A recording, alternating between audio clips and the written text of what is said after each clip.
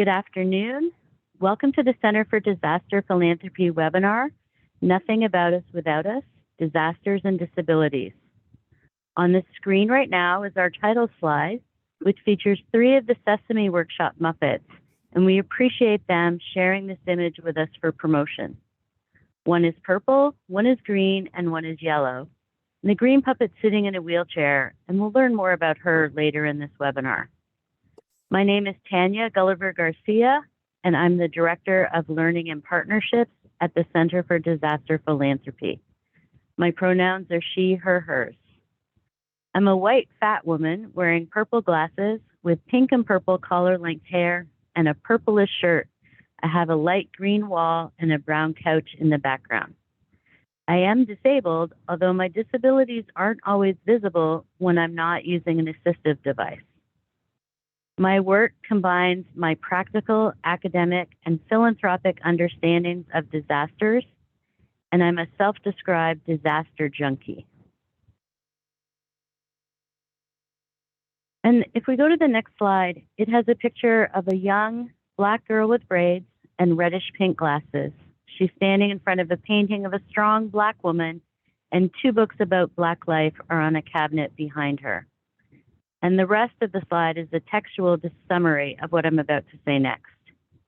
So a few housekeeping notes. You may have noticed that we're using visual descriptions today. This helps people who are blind or have low vision understand what sighted people can see on the PowerPoint.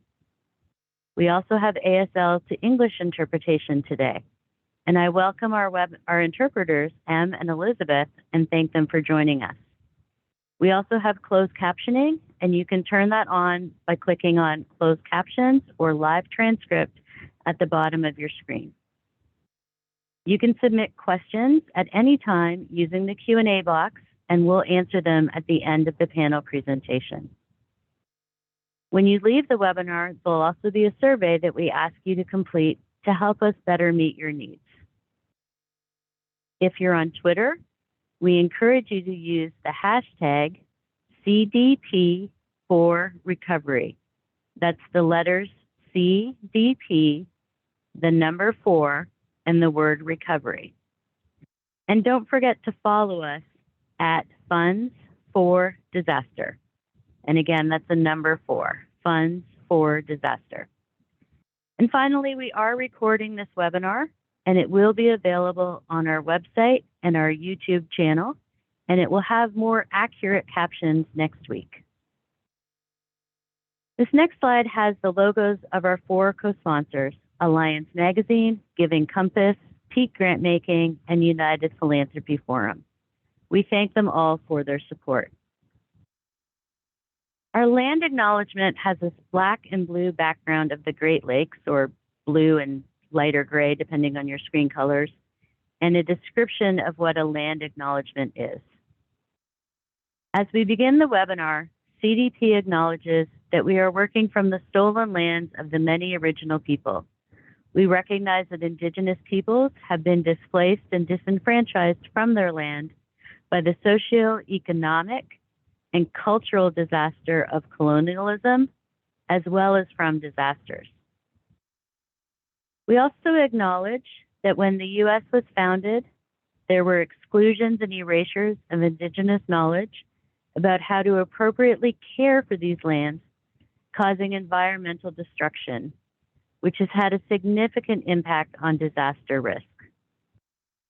We are committed to dismantling the ongoing legacies, systems, and structures of settler colonialism. Despite centuries of theft, violence, and murder, this still and always will be Indigenous land. Please join us in acknowledging the original peoples and their elders, past and present, as well as future generations. Our goals for the webinar today feature a slide of a non-binary deaf person with dark hair, glasses, dark jeans, a black and white shirt, and they're signing the phrase, "Listen for ASL." They're wearing a face mask that has a clear mouth panel, and there's a whiteboard with text behind them. At the end of the webinar, grant makers and funders will be aware of how disabilities and disasters interact. They'll understand how disability inclusion can improve outcomes in complex humanitarian settings, and will learn about one state's initiative to be inclusive in its disaster response and recovery. And now it's my honor to introduce our special guests, and I'm listening forward to the information they will share with us. And this slide has their pictures and their titles.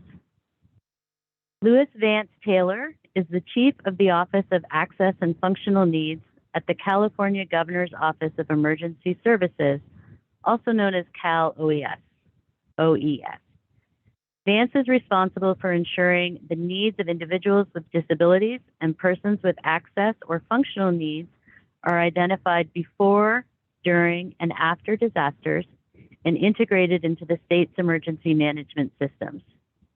Born and raised in the San Francisco Bay Area, Vance was diagnosed with muscular dystrophy as a child and uses a power wheelchair. He's a nationally recognized speaker and advocate for individuals with disabilities. Vance, welcome, and can you provide our audience with a visual description? Yeah, absolutely. So I am wearing a black Columbia. It's not a hoodie because there's no hood. And it's not quite a jacket because it's not that heavy, but maybe a fleece. And I've got black hair. I'm a light-skinned Latino individual. And depending on who you ask, maybe my wife on a good day, pretty good looking too. So that's who I am and what I look like. Thanks, Vance. I think we can agree with your wife. Scott Cameron is the head of international production at Sesame Workshop. In this role, he oversees the development and production of Sesame Street initiatives designed to reach children and caregivers around the world. This content includes full-length episodes that are written, shot, and edited in the language of the target audiences and the places where they live. In the tradition of Sesame Street, the international shows and short-form content combines live-action Muppet segments with animations and short documentary-style films that together hold up a mirror to children's lives and open windows to new possibilities. Scott, welcome to you, and can you also provide a visual description? Yes, hello, I'm Scott, and I have short, brownish gray hair and freckled, pale skin. I have brown glasses, brown rimmed glasses on, and a blue button-down shirt. And I'm sitting in my office here at Sesame Workshop in New York City, surrounded by sketches and drawings of various Muppets, including Ameera, who I'm excited to talk about in a little bit.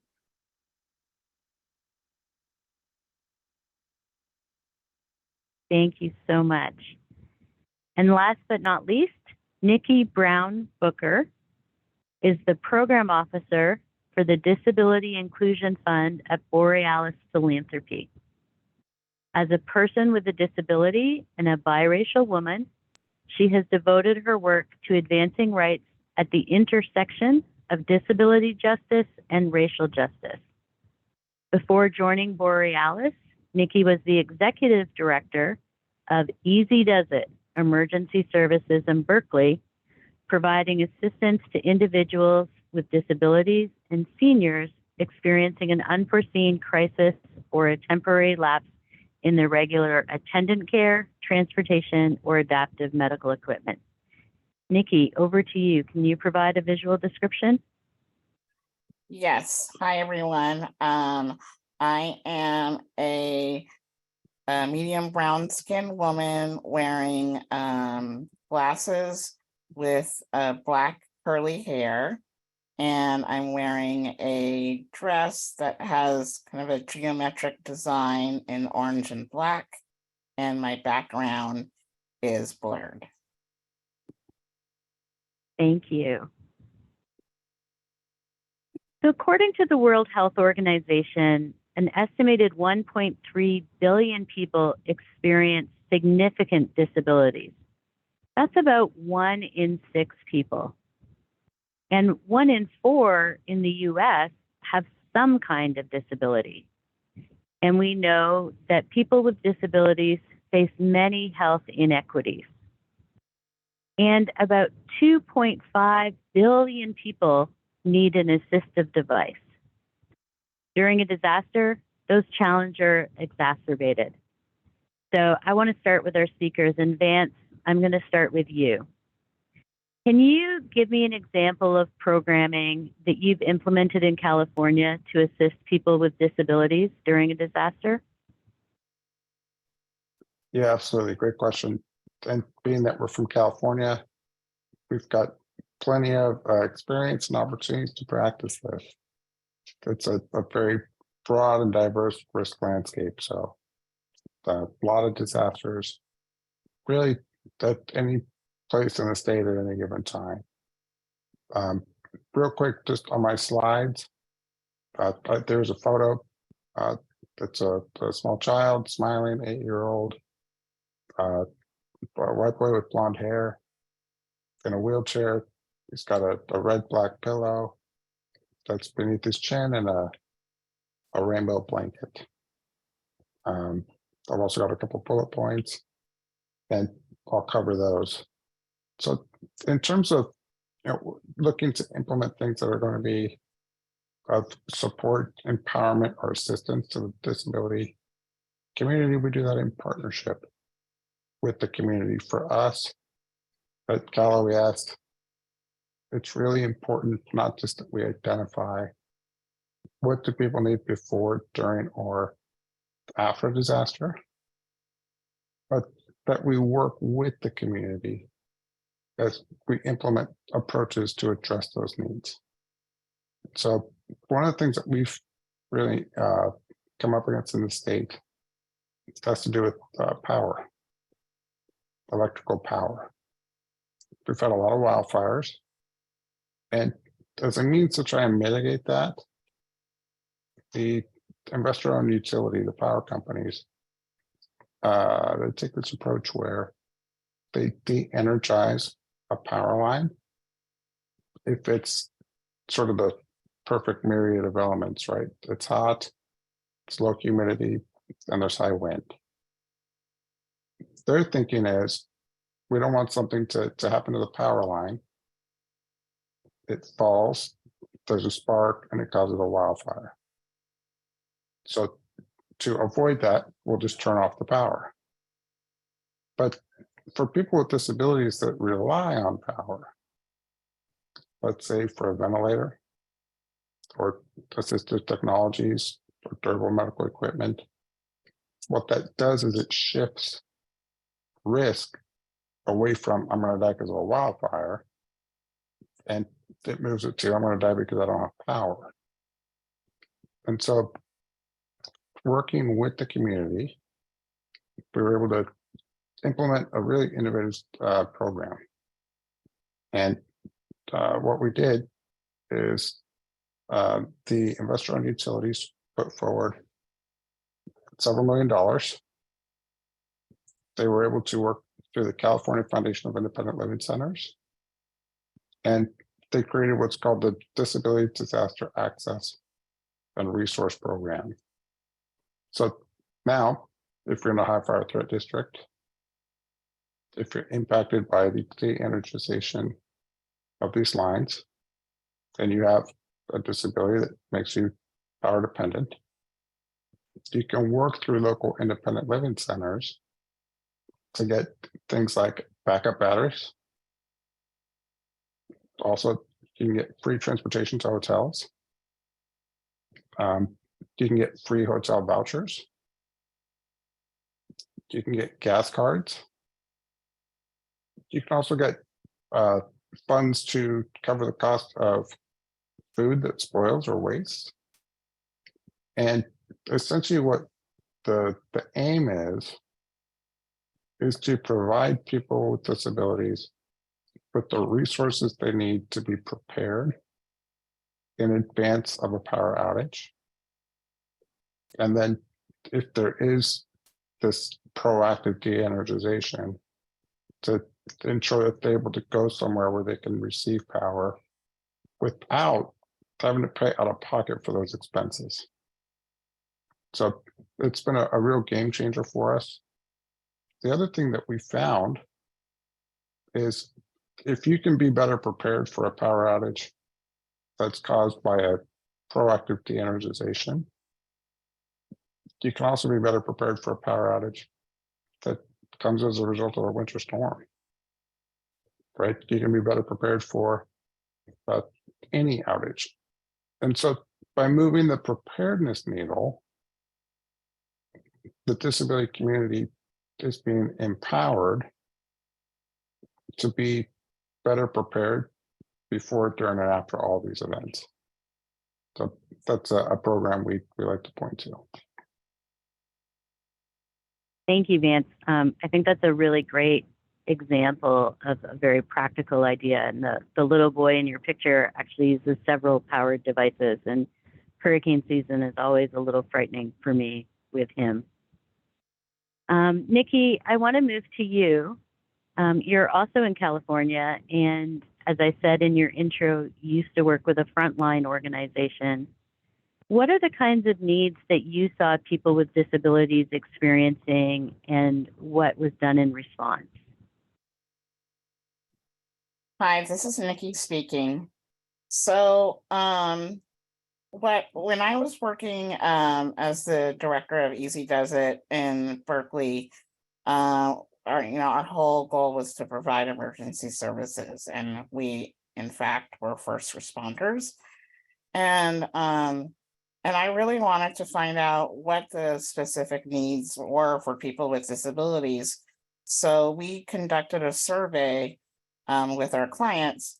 And what really came out is that we actually, maybe the next slide might be better because it actually talks through some of the things that I want to talk about, is that people with disabilities want to be included in preparedness practices. So there should be, when I say preparedness with us, as opposed to preparedness without us, because what came out was that traditional disaster prep programs really didn't take into account the needs of people with disabilities. And that those preparedness programs really, didn't really, not only did they not address the needs, but oftentimes they didn't even actually include what you would do if you're a person with a disability who, say, needs power in a power outage. So what we discovered is that we need preparedness programs that include people with disabilities, that actually ask us what we need, and what types of things that we want to do to prepare. And also, and that we include our caregivers and our family members in those preparedness practices. And that like appropriate response systems are in place.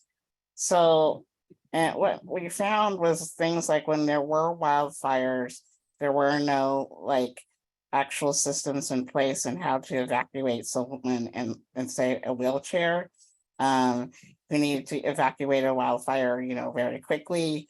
There weren't vans with ramps or any types of systems in place. And also things like when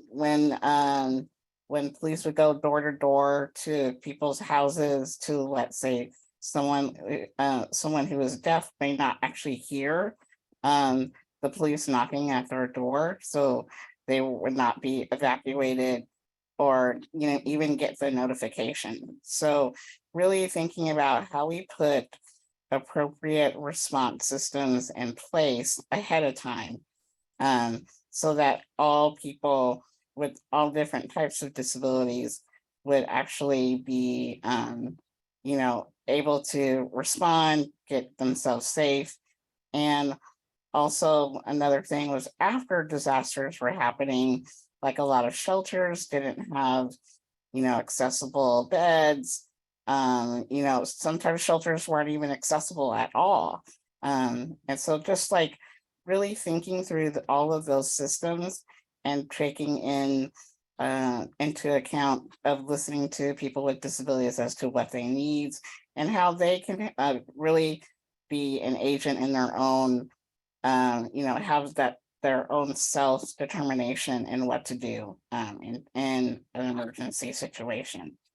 So, that's really what we at Easy Does It, we're really trying to do, like by helping people to prepare ahead of time, and also responding what to do in response.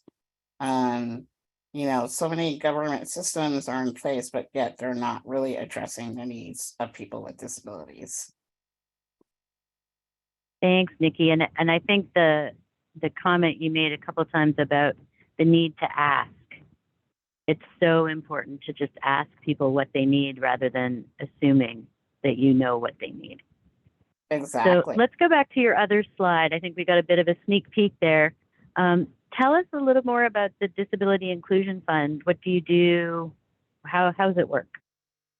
So the Disability Inclusion Fund is a US-based fund, and we support groups that are led by people with disabilities.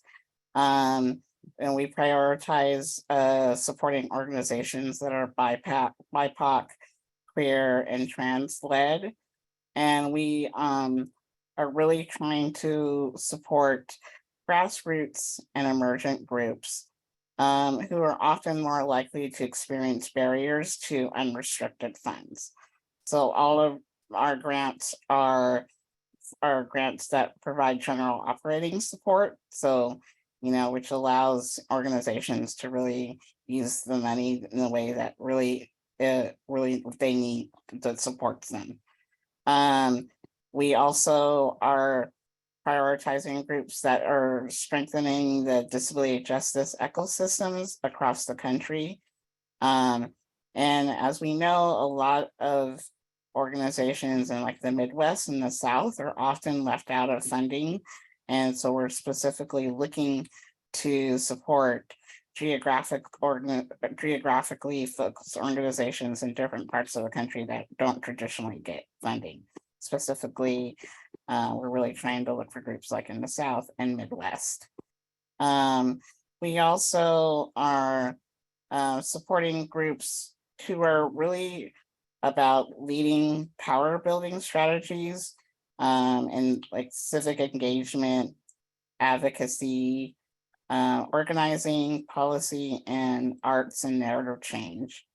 And in an effort to really bring down systems that perpetuate ableist discrimination and biases. So, and we utilize a participatory grant making approach. So we actually bring on community members, community advocates to actually help us to figure out who we want to fund, which I think is really, a really unique approach, and it's been really helpful in us really finding the groups that we're supporting. Right now we have 49 grantees. Wow, it's amazing how many you have, and yet I know the need is so much higher. Scott, let's bring you into the conversation. How does Sesame Workshop work to provide education to children who've been affected by disasters or complex humanitarian situations? Well, I have a slide on screen that I'll describe. It's dense with some images and graphics, and it's in two main sections. And the section on the left is what I'll start with. And that shows our development process, which is really the best way to start talking about how Sesame Workshop reaches children and families in disaster and crisis settings. We do try to create locally relevant content and distribute it through broadcast and direct services provided by local partners. Our development process is represented here on screen on the left with an image in the middle of a teacher who's conducting some formative research with a photo of Elmo and his father, Louis. And she's showing it to a little boy, and there are some other children watching as he answers some questions. And this represents one of the steps of our development process. The development process always begins with a needs assessment, finding out what are the needs in the exact population that we're trying to reach. And then we have an educational content seminar where we pull together experts, educators from the region, and advisors to guide us and help us figure out what do we want to teach to meet the critical needs at the moment, and then set the educational objectives and do some formative research where we test out some ideas for how to reach that impact. So we work with writers and producers in a given region or population, and we develop some ideas. We put them into things that we call animatics, which are like crude animations that we can then go test with children. So similar to the child that you see in this image on the screen, we have children watch videos, or we have them listen to radio plays or engage with storybooks. And we ask them what they've learned, what they liked, what they didn't like, in very child-friendly terms. And then from there, we make some changes to the content and we distribute it. And I'll talk through the distribution in a moment. And then in an ideal situation, if we have funding, we do a summative evaluation to see if we actually did have the impact that we set out to have.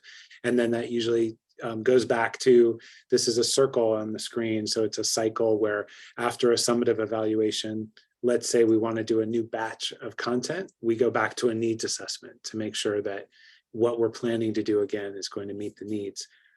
So now I'll pivot to the right side of the slide, which has 3 chunks. And the first chunk shows mass media distribution. And this is an image from the Middle East where a family is gathered around in an informal settlement, and inside of a tent, they have a television screen. And this was something that struck the photographer who was from Sesame Workshop, because amidst a lot of difficulties in living standards, the family still had a television, they had electricity through a generator, and they were watching Cartoon Network. So that was one way for us to understand that as we tried to address the crisis in the Syrian response region, we could embrace the idea of Sesame Workshop's tradition using mass media to really reach a lot of children. Ahlan Simsim is the version of Sesame Street that we created in partnership with the International Rescue Committee and with a huge, generous grant from the MacArthur Foundation. And we've reached 23 million children via television. Of course, going on mass media, it means that we have to approach our content in a slightly different way. We, for example, had to be and have to be very careful not to tackle certain topics that might be very relevant to the population in a disaster setting, or any crisis setting, but that without facilitation before or after the video airs on broadcast, we don't want to leave children or families with these big feelings or emotions or feeling triggered without any support available. So we choose topics that we know will work in a mass media setting. We also, and now I'm moving to the second section of this 3-part section, we also use direct services with partners such as the IRC, I mentioned them before, and BRAC, Save the Children, World Vision, so many others. We work with them to incorporate our media content, which can be videos, it can be radio plays, it can be books, play mats, and those materials incorporate the content and the characters into center-based programs and group activities and playful learning activities. And the reason I emphasize the word characters is because I think I've been at Sesame off and on for about 25 years working internationally. And I think we see that children and families really connect to educational messages when they're delivered by characters that make them feel safe and make them feel like they're seen, that they're represented on screen, even if they're colorful monsters who aren't wearing clothes that they might be wearing in their daily life. They're children first, and they have biographies and identities that are designed to help viewers and target populations really relate to them and see themselves reflected, their different learning styles, their different physical abilities, their learning approaches. And so we also use home visits for caregivers and group parenting sessions. And those are designed to help caregivers understand what the media is doing and help them see that there's some educational value even when a segment might appear to be just a fun, funny segment. And the last piece of this three-part section is research and advocacy. It's a really important part of what Sesame has been doing for the past 52 years internationally, where we conduct formative research, like I mentioned before, and then that allows us, when we have funding, to also work with independent evaluators. We just did a massive study in Jordanian schools with NYU's Global Ties for Children Center and IRC, and that was to identify the educational impact of Ahlan Simsim in the Syrian response region, which is in Jordan, Syria, Lebanon, and Iraq. But because of the mass media distribution, we air in 22 countries across Middle East, North Africa. So our impact is larger geographically and culturally than what might be reflected in that impact evaluation, but we try to obviously identify what we can glean from focused evaluations and extrapolate from there. Thank you. It's so much bigger than what I remember Sesame Street being. Vance, I want to move to you. There is a lot of distrust between the disability community and emergency management, and I would say similar distrust with institutional philanthropy. So how do you work to build trust? Yeah, it's a great question. Just in terms of description here for the slide, so I've got a couple bullets, I'll cover those. There is also a photo, it's got 4 people. They look to be friends, just hanging out in a bar. There's the man and a woman who are white, there's a man and a woman who are people of color. There's an individual with a prosthetic leg and a woman who uses a wheelchair. To your question about building trust, I think it's really important that we first understand that there's been a very long history of marginalization that has occurred, right, with the community. It's not something new that we see, right, where people with individual or people with disabilities are essentially disproportionately impacted before, during, and after every disaster. It's where we see the greatest loss of life. It's where we see the greatest human suffering. And it's not ever that people were trying to marginalize or exclude individuals with disabilities. What you've had is a very well-intentioned, well-meaning set of individuals who are making plans, but they're not individuals who have lived experience with disability. And so they simply don't know what they don't know. As an easy example, I use a power wheelchair. And anytime I enter a room, I'm looking for access, right? My lived experience says I got to look for ramps and steps and clear paths of travel.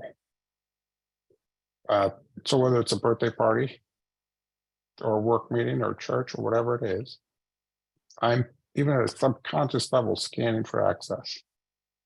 But if you walk into a room with me, chances are you're not going to look for those things. And it's not that one is good and the other is bad. It's just that we have a different lived experience and that shapes our perspective. So because individuals with disabilities have been marginalized in these ways, and because there's been suffering, there is a great deal of mistrust. And so we've had to work very hard to build trust with the community. And one of the ways we do that is by bringing people to the table. Now, it's really important to point out here, there's a difference between allowing people to come to the table and bringing people to the table.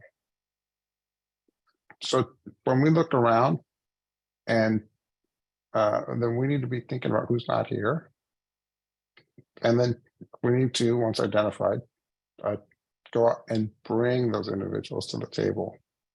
It's not the responsibility of marginalized populations to fight their way to the table. It is the responsibility of those who have a seat at the table to fight to bring marginalized populations in. It's only then, when we're all together, that we start to really see one another, right? In emergency management, I can't tell you how many times we get people around the table and there's this distrust of like, you're the emergency manager that wrote up plans that don't work for me. And the emergency manager's like, you're the disability activist that, that gives me a big headache, right? But as you start to plan and work together, you see one another as individuals. And it's hard not to like people up close. It's easy to say, oh, all emergency managers this. They're all activists that. But when you're at the same table and you see each other as well-intentioned and recognize ultimately you have the same mission, then it changes the way you feel about one another. And that's when you can start to develop meaningful programs, meaningful projects, meaningful products that aren't just life-changing, but especially within the context of emergency management, they can be life-saving. And as you go through that process, you develop trust and credibility and partnership. And if we can partner together on something like wildfire prevention or operations, then we can partner up together when it comes to floods or earthquakes or any other climate related incident or event or anything that's caused by a terrorist event either. We saw that during COVID.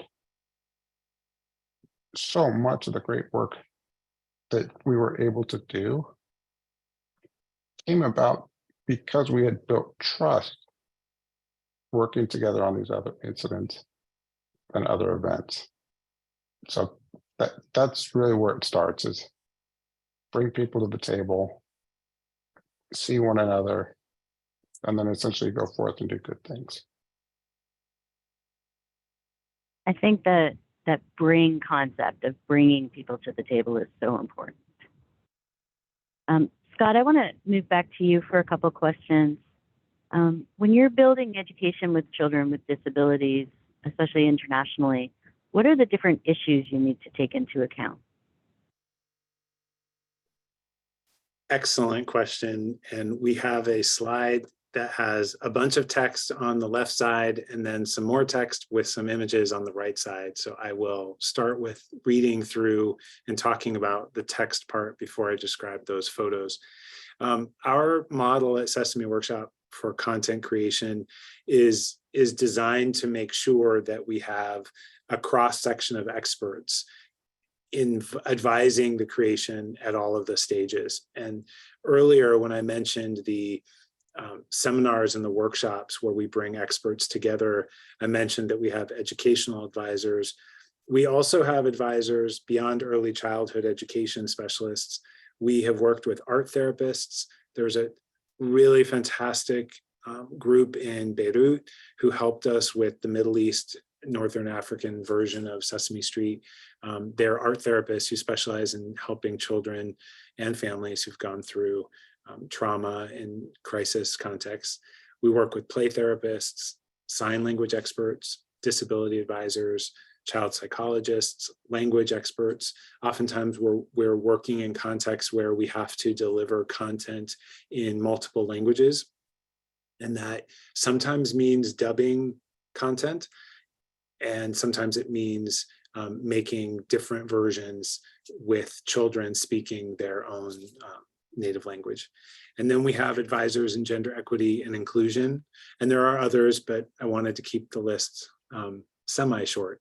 And during our creative development process, we work with the production team, works with writers from the region and advisors to make sure that the stories really represent a variety of children's experiences and abilities, and that we're sensitive to disaster and crisis contexts.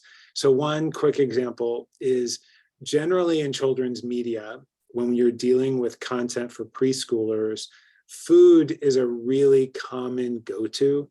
Food is a very common way to create relatable storylines and teach foundational skills. So using fruit like bananas to teach counting to 10.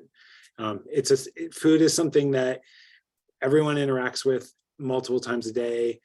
Sometimes it's among the first words that children learn.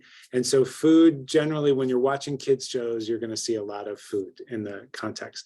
But of course, sensitivities to food scarcity and or cultural norms about playing with food can often lead to us having to create or wanting to create alternate storylines or just new approaches. So one solution that we came up with in consultation with a lot of advisors was, what if the characters are pretending to, they're involved in pretend play, and they each have a stall at their pretend market. So they're all selling or sharing their own pretend fruits and vegetables.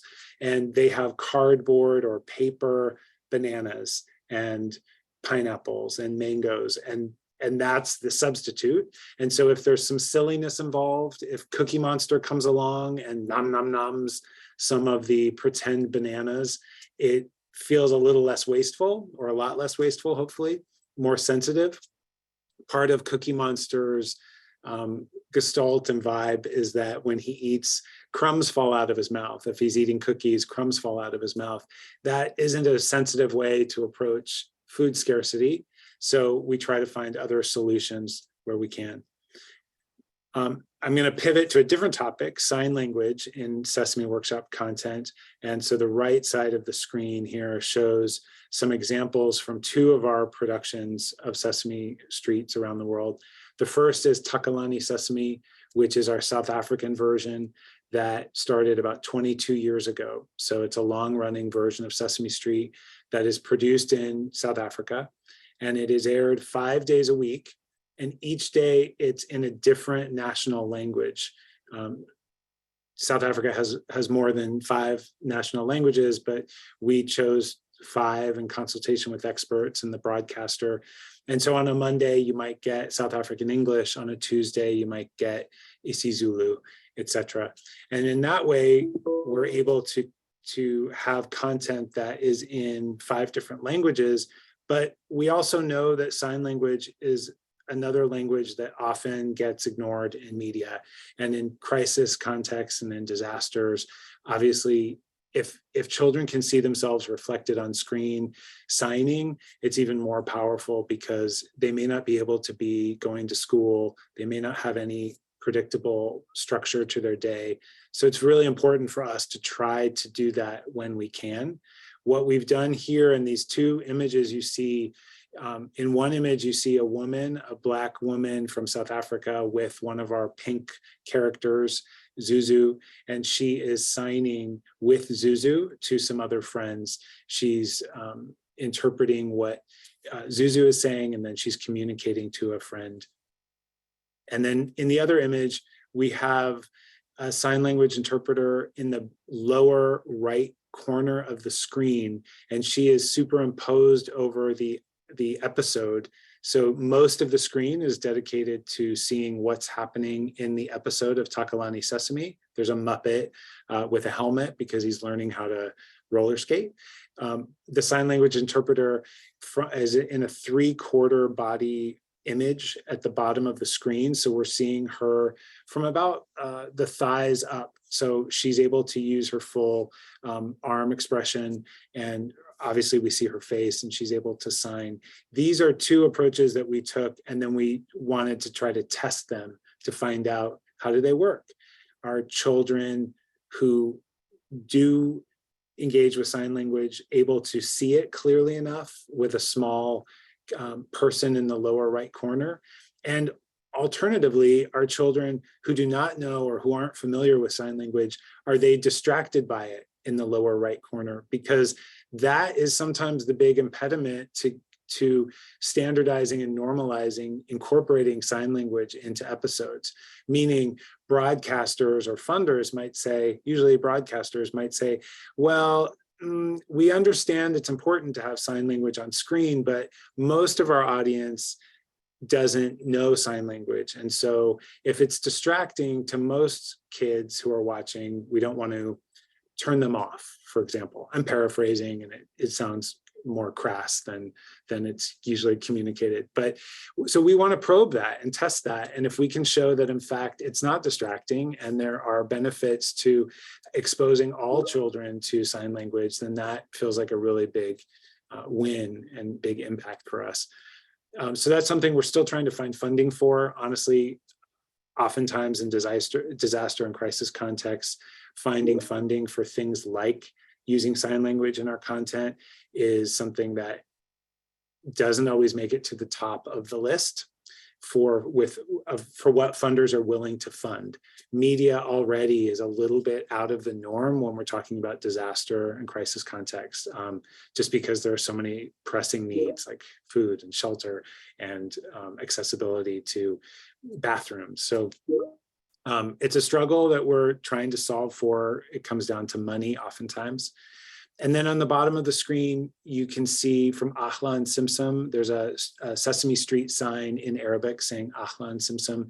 And under that, there's an image of a girl who's in our series who does sign language interpretation of a key word in each episode. So every episode for all children across the Middle East, North Africa, as a reminder, it's about 23 million children that we've reached.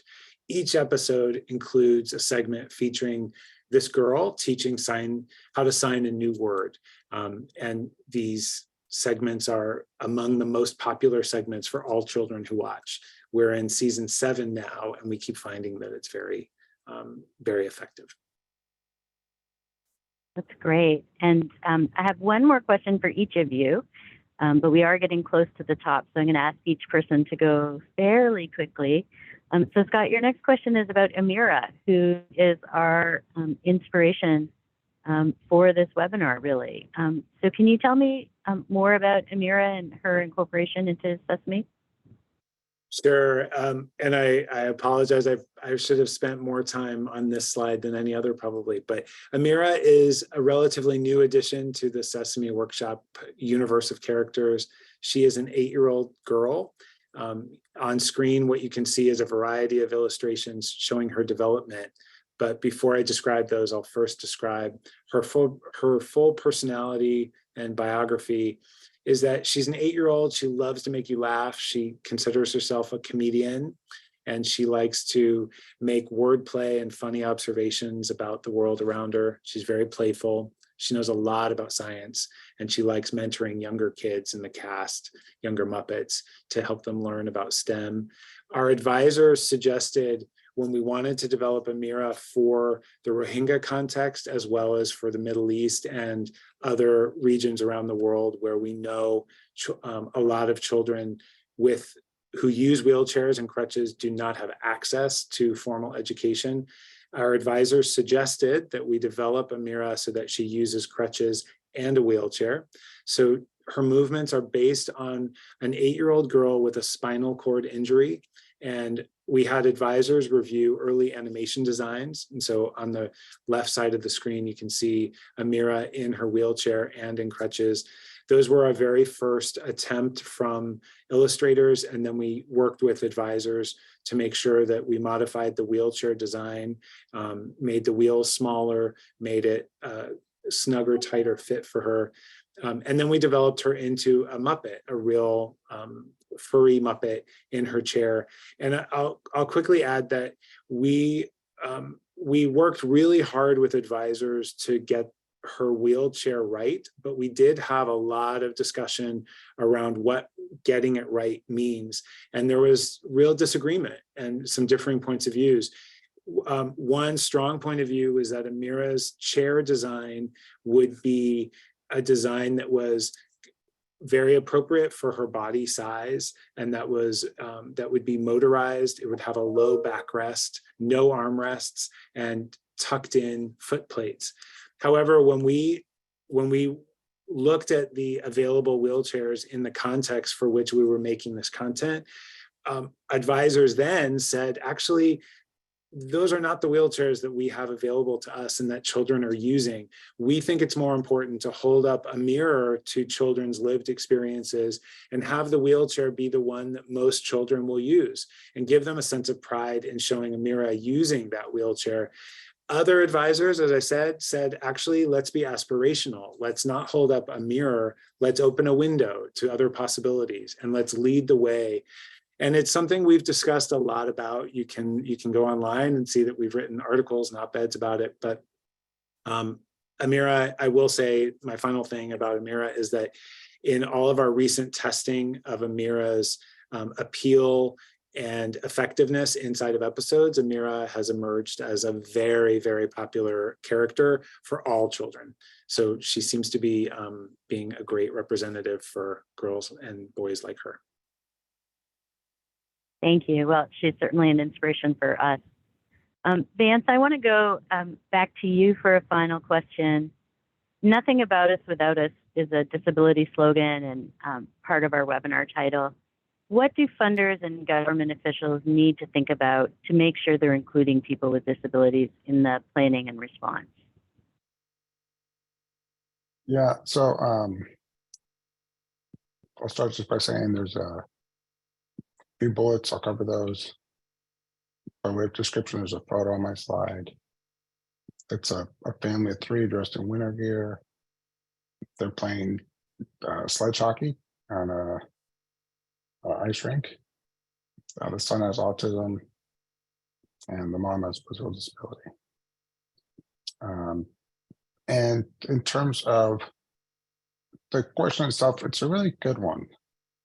I put on here as a bullet the point that I had made on previous question about the fact that we all see things based on our lived experience, right? And another bullet I put that we need to meet people where they are. Well, part of that I think merges into my third bullet about we need to plan with people and not for them. And what I'll say is that they all merge together in kind of a similar vein, which is that as we look at our organizations, we have to be cognizant about how we recruit, how we hire, how we promote, retain individuals with disabilities. We cannot have an organization that purports itself as disability friendly or one that does work in the disability space that has no representation of the actual community within its organization. I went to recently, I was talking to a company. They are very much wanting to be in the disability space on the philanthropic side. And in looking at their leadership, there's nobody at the senior leadership level, nobody on the board, nobody in middle management that identifies as having a disability. And so the question is, how would you possibly then know the planning with piece or the gaps? And when you get to things like trust and credibility, all of that goes into gets put into questions. And so we need to integrate our places of work.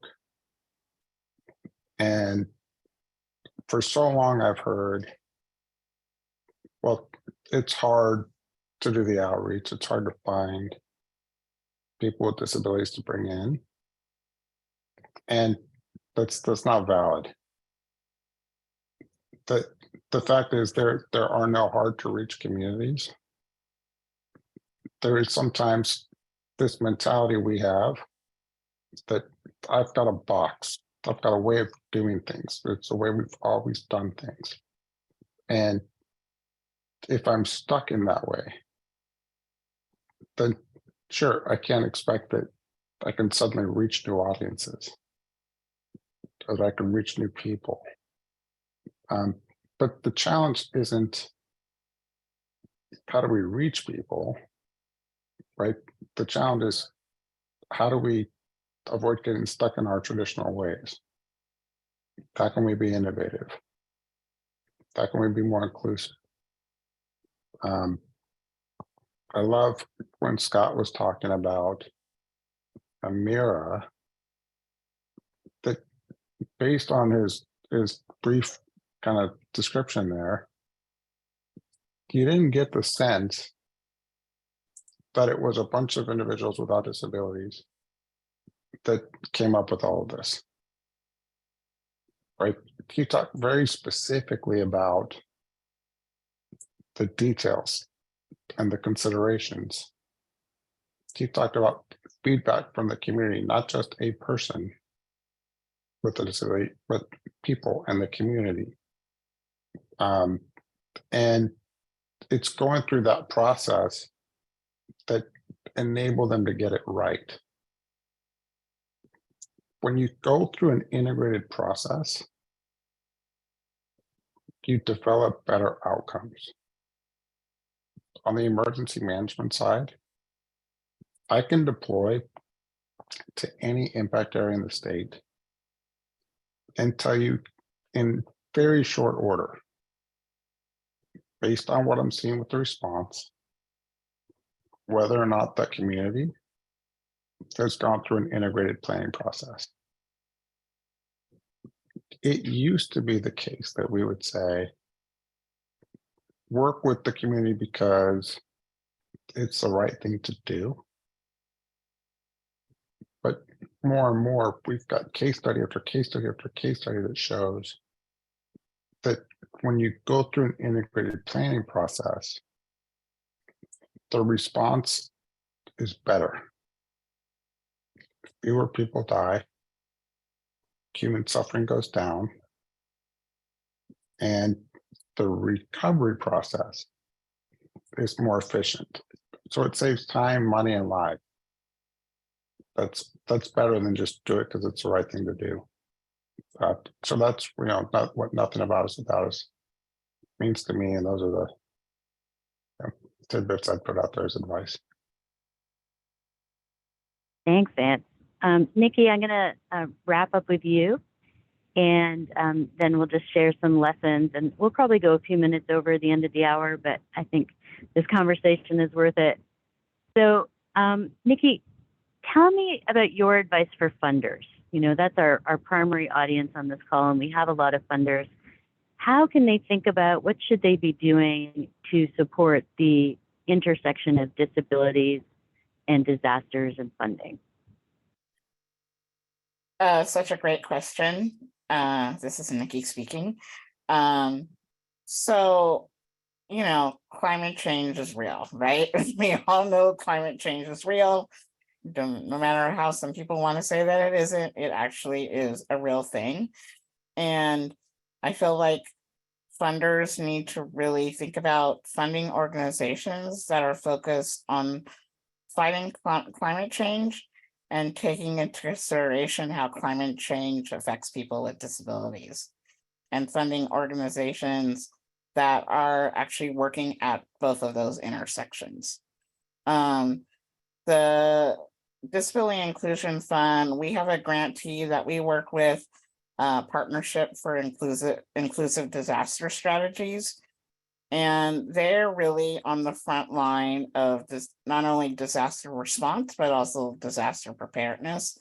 And, you know, when a disaster happens, they are actually, you know, going and finding organizations that are dealing with people with disabilities and working with them directly and responding to that disaster. And so we need to be thinking about funding organizations like that. And also, as you know, Vance has said earlier, people with disabilities are disproportionately affected by natural disasters. And so we want to think about funding groups that are directly supporting people with disabilities in response to disaster. You know, going to your centers for independent living, going through some of your state councils on independent living, and finding out what groups are out there that are actually really focusing on helping people with disabilities after a disaster. Often a lot of community foundations are working in that area and need funding. Another thing that I've noticed is that oftentimes funders or philanthropy or different groups will put out lists of where you can donate funds to after a disaster. And very, very rarely are there any groups that really support people with disabilities on those lists.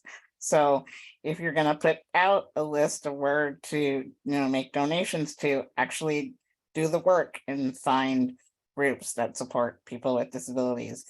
And I think funders can really support those efforts and really,